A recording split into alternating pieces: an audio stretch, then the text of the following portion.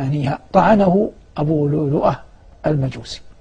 قبل أن يطعنه رأى رضي الله عنه أن ديكا ينقره 3 نقرات، فمات بعد 3 ليال.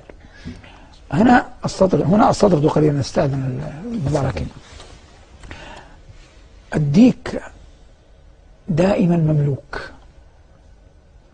عليه تاج، هيئته مهابة، لكنه لا يستطيع أن يحلق طيرانا، ويبقى مأسورا.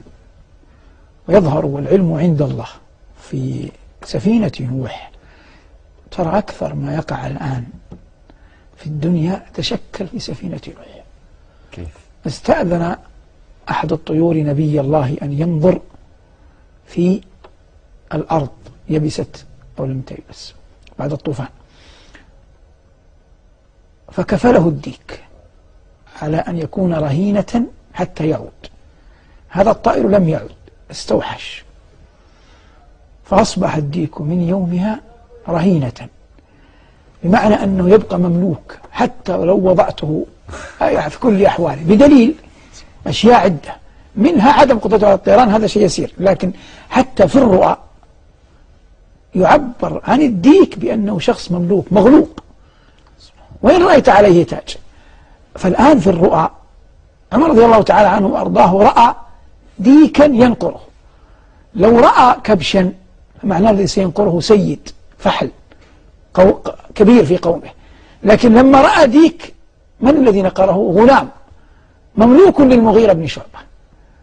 يعني في كل أحواله يأتي مملوكا مأسورا، ولا يغرك هيئته.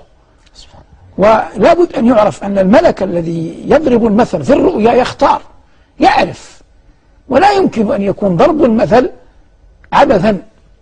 فإذا اختار شخصا، مثلا لو اختار مثلا ضبا، فهذا حيوان صحراوي يتعلق بالبادية، فالقاتل لا بد أن يكون شخصا بدويا. لكن لما اختار مملوكا، والديك يميل إلى الحمرة، فهذا مملوك أعجمي، لأن الحمرة ليست من صفات العرب، الحمرة في العجم في الفرس، والديك مملوك. فالذي طعن عمر لم يكن حرا، كان مملوكا مغلوبا على أمره، أجيرا عند المغيرة بن شعبة.